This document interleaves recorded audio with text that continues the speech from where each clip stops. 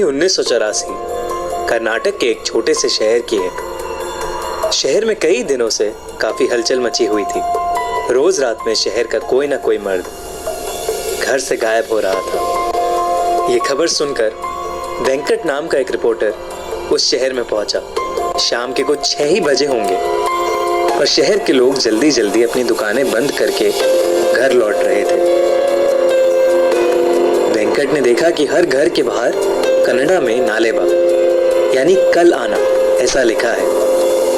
उसने वहां एक पुजारी को रोक के पूछा कि शहर में ये सब क्या हो रहा है। उस पुजारी ने उसे बताया कि शहर में एक लाल साड़ी वाली चुड़ैल घूम रही है।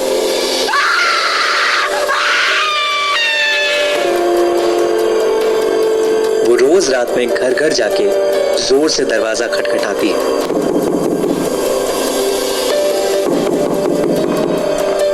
और घर के अंदर जो भी मर्द है उसका नाम पुकारती है। कोई भी आदमी उसकी आवाज को नजरअंदाज नहीं कर पाता और दरवाजा खोल देता है।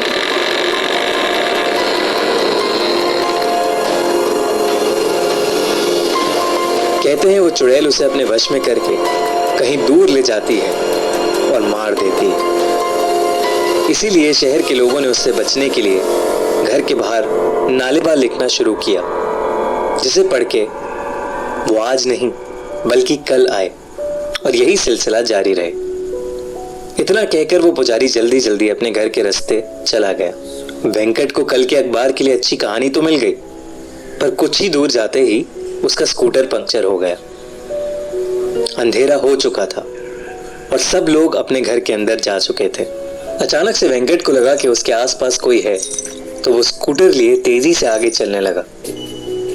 किसी ने बहुत ही मधुर आवाज में उसका नाम पुकारा, वेंकट, वेंकट।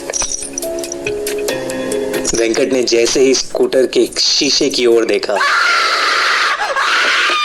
वो स्कूटर वहीं छोड़ के बहुत तेजी से आगे भागा।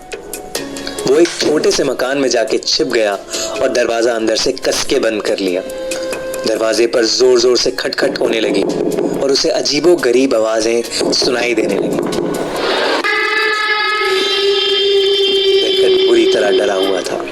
कुछ देर बाद जब सारी आवाजें शांत हुई तो उसने बहुत हिम्मत करके दरवाजा खोला।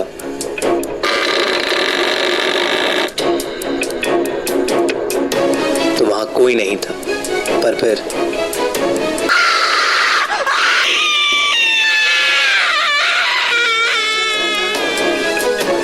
सुबह हुई तो वेंकट उसी घर में बेहोशी की हालत में पड़ा मिला।